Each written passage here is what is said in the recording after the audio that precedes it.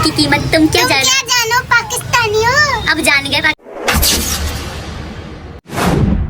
अस्सलाम वालेकुम, hello everyone, welcome back to another vlogs. कैसे हैं आप सब? उम्मीद करती हूँ कि आप सब बिल्कुल खैरियत से होंगे और आप सब की दुआओं से अल्हम्दुलिल्लाह मैं शबनम खान बिल्कुल ठीक ठाक हूँ। इंट्रो में मैंने एक वीडियो लगाई है, सुन तो लिया होगा आप लोगों ने। इसके बारे में मैं बाद में बात करूँगी। सबसे पहले मैं बात कर लेती हूँ सीमा हैदर केस को लेके, जो कुछ इंडियन यूट्यूबर्स पगला चुके हैं, दिमागी तवाज़ुन उनका खो चुका है और कुछ बहकी बातें करें, कुछ नहीं कुछ ज़्यादा ही बहकी बातें कर रही हैं आकर, तो उनको जवाब देना तो बनता है। वैसे ये लायक नहीं है इसके कि मैं इनको जवाब दूँ, लेकिन जवाब देना इसलिए ज़रूरी है कि ये यूट्यूबर्स समझती हैं कि हम पाकिस्तानी कमज़ोर हैं, हम पाकिस्तानियों को बोलना नहीं आता, हम पाकिस्तानी जो है इनकी ज़बान में इनके साथ बात नहीं कर सकते। हमारी शराफत, हमारी तरबियत को आरे रखते हुए ये समझती हैं कि इनके साथ हम जिस भी लैंग्वेज पे बात करेंगे, जिस तरह भी इनको टोन करेंगे, जिस तरह भी इनको ट्रोल करेंगे, जिस तरह भी इन पे इल्ज़ाम लगाएंगे, ये खामोशी से सुनते चले जाएंगे, क्योंकि हमें इस लैंग्वेज में बात करना नहीं आता है। लेकिन ये भूल गई हैं कि हम शराफत के दायरे में रहकर भी धोना अच्छी तरह से जानते हैं, वो भी बिना डिटर्जेंट वाली धुलाई। और ये एक जो मुस्लिम इंडियन लेडी है, कुछ ओवर कॉन्फिडेंस ज़्यादा ही है, बेफजूल में आके ना किसी के भी काम में टांग अड़ाने की इसकी शुरू से आदत रही है। ये यहाँ पर आकर बता रही है कि ये मुसलमान है, लेकिन ये मुसलमान नाम पर एक धब्बा है जो मेरे पर्दे और नकाब को लेके हमेशा टोन करती है, ट्रोल करती है, जबकि ये खुद मुसलमान है। लेकिन इसको शर्म नहीं आती है कि इस हद दर्जा तक ये गिर चुकी है हिंदुस्तान की चमचागिरी में, कि जब तक ये चमचागिरी करेगी नहीं तो बेचारी को हिंदुस्तान में रहने नहीं दिया जाएगा ना सुकून से। जब तक ये इस तरह पाकिस्तानी मुसलमान को टोन नहीं करेगी, ट्रोल नहीं करेगी, गंदे अल्फाज नहीं उनके लिए यूज़ करेगी, तो फिर टीआरपी भी नहीं मिलेगी। दूसरी बात, हिंदुस्तान में रहना भी बड़ा मुश्किल हो जाएगा। जैसे कि आप सब जानते ही हैं कि हिंदुस्तानी मुसलमानों को किस तरह रखा जाता है भारत में, किस तरह उनको दबाया जाता है, किस तरह उनकी ज़िंदगी अजीरन की जाती है। अब यहाँ पर ये अपने आप को मनवाने के लिए कि ये जो इंडियन मुस्लिम है, ये अपने हिंदुस्तान से बहुत प्यार करते हैं और अपने हिंदुस्तानी लोगों से बहुत प्यार करते हैं। बेशक करना भी चाहिए, इसमें कोई बुरी बात नहीं है, लेकिन चमचागिरी में इतना भी नहीं आगे आ जाना चाहिए कि अपना दीन और धर्म भी आप भूल जाओ कि आप एक मुसलमान लेडी हो और एक मुसलमान लेडी को उसके पर्दे को लेकर आप यहाँ पर मजाक बना रही हो। दूसरी बात, आप इतनी गंदी लैंग्वेज यूज़ करती हो। वैसे इसमें आपका कसूर नहीं है, आप जिस माहौल में रहती हो, जो माहौल आपको प्रोवाइड किया जाता है, जो काम आप खुद करती हो, वो मुझे या फिर पाकिस्तानियों पे लगाकर इल्ज़ाम लगाकर बोलती हो। हर वक्त आप शायद मर्दों के नीचे लेटी होती हो, इसलिए आप मुझ पे ये इल्ज़ाम लगा रही हो। अल्लाह का शुक्र है मैं मुसलमान हूँ और शौहर वाली भी हूँ, मेरी बाकायदा फैमिली है, सब कुछ है, तो मुझे ये सब करने की कोई ज़रूरत नहीं है और तेरे इल्ज़ाम लगाने से मैं गलत साबित तो नहीं हो जाऊँगी। रही बात कि तू जो ये लैंग्वेज यूज़ करती है सोशल मीडिया पर बैठकर, शर्म तो आती नहीं है? तू अपनी तरबियत बताती है, अपना माहौल बताती है, अपना किरदार बता रही होती है।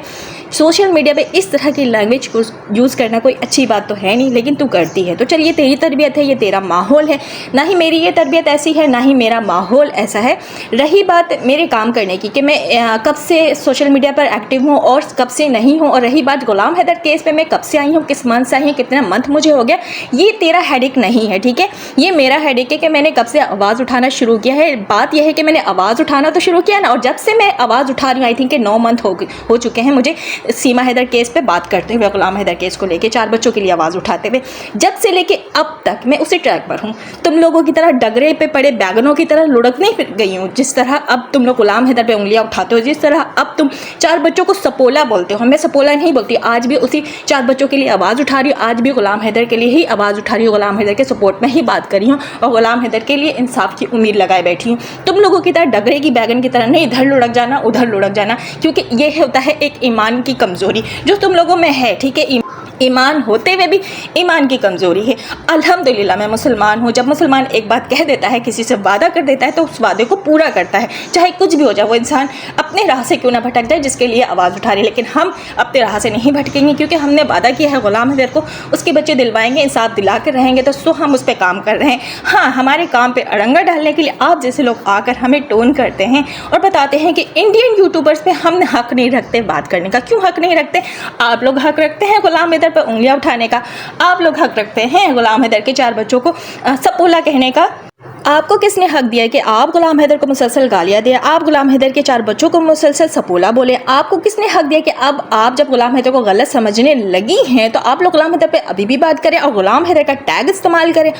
और क्या कहती हैं ये इंडियंस लेडी कि हम हिंदुस्तानी औरतें हैं, नारी हैं, तो हम पाकिस्तानी हैं और पाकिस्तानियों को हल्के में मत लेना। पाकिस्तानी ने जो मुंह तोड़ जवाब दिया है ना, आई थिंक कि वो जलन अभी तक गई नहीं है, चपेट जो पड़ी है ना पाकिस्तान की तरफ से, पाकिस्तान आर्मी की तरफ से, शायद आप लोग भूल गए हो, आपका दिमागी तवाज़ुन जो है वो बिगड़ चुका है। आप लोगों को याद नहीं है कि पाकिस्तान ने किस तरह आप लोगों को जवाबी कार्रवाई करते हुए मुंह तोड़ जवाब दिया है। और यहाँ पर आकर आप अपनी सुखी बड़ाई हलवा फीका वाली बात करते हैं, हार के पाकिस्तान से कहते हैं कि हम जीत गए हैं।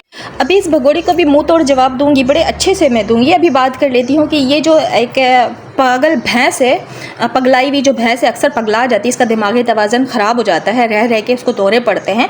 ये कह रही है एक यूट्यूबर्स, इंडियन यूट्यूबर्स के बारे में जो सिर्फ लिफाफे पैक करती है सुबह से शाम तक और अंदर खाने से काम करती है, और अंदर खाने की आगे बातें यूट्यूब पे बताती है। तो वो जो है बहुत महीने से, बहुत सालों से इस केस पे है। तो हम क्या करें अगर है तो? इस केस पे है, एहसान किया उसने हम पर या गुलाम हैदर पर। अपने चैनल को चमकाने के लिए गुलाम हैदर का केस जो है उसने लिया, उस पर बात कर रही है, जितने भी साल से वो है। उस किसी का वीडियो यूज़ नहीं करती है या करती है, मेरा इससे क्या लेना देना। हैशटैग तो यूज़ करती है ना, टॉपिक तो यूज़ करती है ना, पाकिस्तानी गुलाम हैदर का, सीमा पाकिस्तानी का। तो इतने नाक ऊंचा करना अच्छी बात नहीं है। और रही बात जो तू भौंक रही है कि वो क्लिप यूज़ नहीं करती, तू तो करती है ना।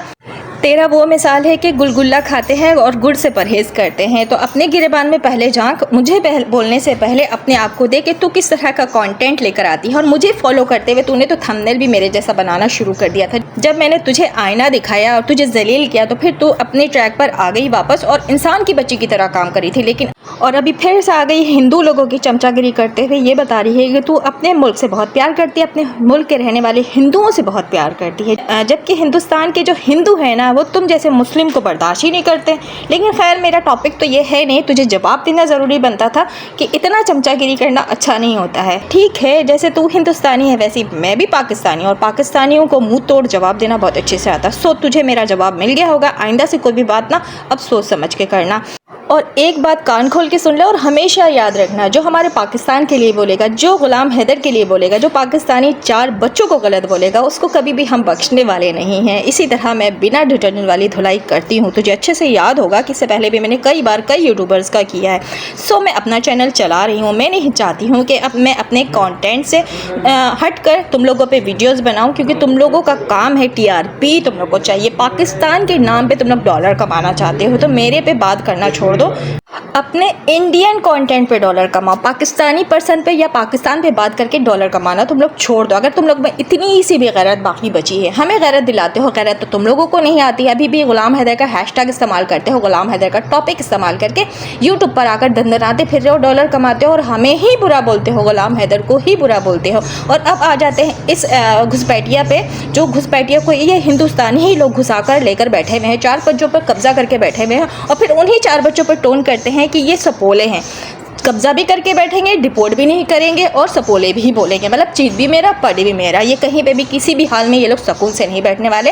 तो ये सीमा भगोड़ी क्या कह रही है कि हिंदुस्तानी महिला, हाँ बिल्कुल सही कहा भगोड़ी, आई है तेरी एक हिंदुस्तानी महिला, उड़ते उड़ाते पाकिस्तान में टपक पड़ी है, अभिनंदनी 2 के नाम से है। ठीक है, हम अभिनंदनी 2 कहते हैं उस महिला को जो कि सिंदूर प्रोजेक्ट लेकर निकली थी और सिंदूर लेकर यहाँ पर टपक पड़ी है। तो लिहाजा उसको बहुत अच्छे से खातिर तवाज़ो उसकी की जा रही है, बहुत अच्छे से रखा जा रहा है, क्योंकि हम पाकिस्तानी खातिर तवाज़ो बहुत अच्छे से करते हैं, चाय भी पिलाते हैं और बहुत मज़े की चाय पिलाते हैं। तो अभी वो पाकिस्तानी चाय इंजॉय कर रही है। जब पाकिस्तानी चाय इंजॉय कर लेगी, उसका दिल भर जाएगा, तो फिर हमारी पाकिस्तानी आर्मी सोचेगी कि उसको वापस हिंदुस्तान भेजा जाए या नहीं भेजा जाए। वैसे क्या करना है तुम लोग, उसको लेकर अब क्या करोगे? उसके साथ भी जब वो पाकिस्तान से जाएगी हिंदुस्तान, तो उसके लिए भी बड़ी ख़तरे की बात होगी, उस पर इतने ज़्यादा जांच होगी, इस पर इतनी ज़्यादा सख्ती की जाएगी और हो सकता है कि उसको आर्मी जॉब से ही बर्खास्त कर दिया जाए, यानी निकाल दिया जाए। तो इस तरह की तुम लोग सोच रखते हो।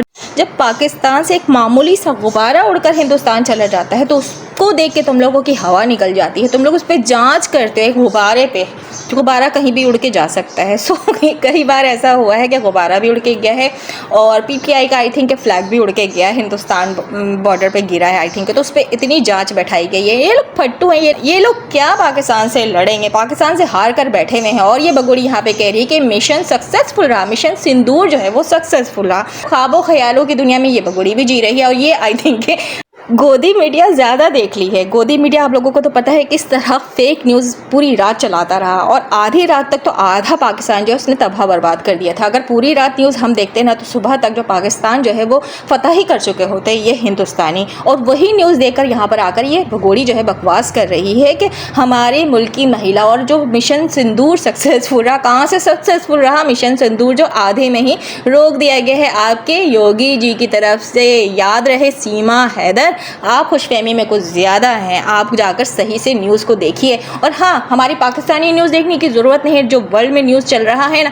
वहाँ से न्यूज़ कलेक्ट कीजिए और जाकर जानिए कि पाकिस्तान ने किस तरह धूल चटाया है हिंदुस्तान को। तो इतने ज़्यादा आकर बकवास करने के और यहाँ पे ये बताने की कि तू हिंदुस्तानी, तो कहाँ से हिंदुस्तानी हो गई? तो पाकिस्तानी थी, पाकिस्तानी है और पाकिस्तानी ही रहेगी। मैंने कहा था ना तुझे कि अपने ऊपर से तो पाकिस्तान का टैग हटाकर दिखा दे। भले से तू नारे लगाते रहे, जय श्री राम बोलते रहे, हिंदुस्तान हिंदुस्तान करते रहे, हिंदुस्तान की नारी बनकर दिखाते रहे, लेकिन फिर भी तू रहेगी एक पाकिस्तानी ही। वो अलग बात है कि जो इंडियन सिस्टम है, इंडियन गवर्नमेंट है, वो बेगैरत है, वो नहीं कार्रवाई कर रहे तुझ पे। 4 बच्चे जो है पाकिस्तान नहीं भेज रहे क्योंकि वहाँ का जो सिस्टम है, वहाँ का जो गवर्नमेंट है वो दोगला टाइप का है। किसी के साथ कुछ सिस्टम होता है, किसी के साथ कुछ सिस्टम होता है। एक तरह के फैसले नहीं करता है ये योगी। अगर होता तो आज तू वहाँ नहीं बैठी होती और आज इस तरह पाकिस्तान के लिए फजूल बकवास नहीं कर रही होती। कितनी चालाक बन रही है ना तू। ऐसे तो बिल में घुसी हुई थी, अब जब देख रही है कि पूरा हिंदुस्तान पाकिस्तान के खिलाफ बात कर रहा है तो अपने बिल से निकल कर आ गई है और बहती गंगा में तू हाथ धो रही है। और सिर्फ बहती गंगा में ये 64 दांत वाली भी हाथ धोने की कोशिश कर रही है, जो कि कुछ दिन पहले जब पहलगाम अटैक हुआ था तो ये पूरी मीना फैमिली, यहाँ तक कि ये भगोड़ी भी बिल में छुप चुके थे, गायब हो चुके थे। अभी यही गद्दार, अपने ही मुल्क के गद्दार, हिंदुस्तान के गद्दार आकर अभी यहाँ पे बता रहे हैं कि ये हिंदुस्तानी है और पाकिस्तान के लिए बुरे अल्फाज बोल रहे हैं। तब कहाँ मर गए थे तुम मीना फैमिली, ये 64 दांत वाली, वो लप्पू छिंगुर, तू भगोड़ी, जब पहलगाम में अटैक हुआ था। गद्दारों के मुंह से ये सारी बातें बिल्कुल अच्छी नहीं लगती, तुम लोगों पे बिल्कुल भी सूट नहीं कर रहा है कि तुम लोग बैठकर यहाँ पर पाकिस्तान के लिए अब बुरा बोलो। जब बोलना चाहिए था तब तो बिल में घुस गए थे और अभी बहती गंगा पर हाथ धोने के लिए आ गए। इस तरह के दोगला मयार है वहाँ का और दोगले मयार वाले लोग हैं और उसी का असर इस भगोड़ी को भी आ गया है। ना भगोड़ी को नहीं आया, असल में भगोड़ी शुरू से खुद अपने ही मुल्क पाकिस्तान की गद्दार है। अब यहाँ पर आकर ये दिखा रही है, चमचागिरी करी, क्योंकि उसको हिंदुस्तान में रहना है तो पाकिस्तान को बुरा नहीं बोलेगी तो फिर उसको वहाँ रहने नहीं दिया जाएगा। वैसे भी तो ये रह रही है ना ढीठ बनकर, हिंदुस्तानियों के सरों पर तांडव करी, उसका तो बाल भी बाका कोई नहीं कर सका। तो जब ये पाकिस्तानी एक भगोड़ी जो है अपने ही पाकिस्तान से वफा नहीं कर सकी तो क्या तुम जैसे हिंदुस्तानियों से या हिंदुस्तान से ये भगोड़ी वफा करेगी? मौके की नज़ाकत देखते हुए ये मौके से फ़ायदा उठाती है। तुम लोगों ने तो अच्छे से जाना है ना, 2 साल तक इस पर बात भी की है। इसने अपने ही शौहर गुलाम हैदर को नहीं छोड़ा जिसे 4 बच्चे पैदा किए, तो क्या उम्मीद लगा रहे हो कि ये हिंदुस्तान की हो जाएगी? ये जो हिंदुस्तानी और सनातनी होने का दावा करती है ये किसी की नहीं है, सिर्फ यहाँ पर बकवास कर रही है और टीआरपी चाहिए और हमदर्दी चाहिए हिंदुस्तानी और सनातनी लोगों का। तो ये है इसकी औकात, जो मैंने औकात दिखा दी है और इंडियन यूट्यूबर की भी औकात अच्छे से दिखा दी है। आई होप कि मेरी वीडियो पसंद आई होगी। अल्लाह हाफिज़।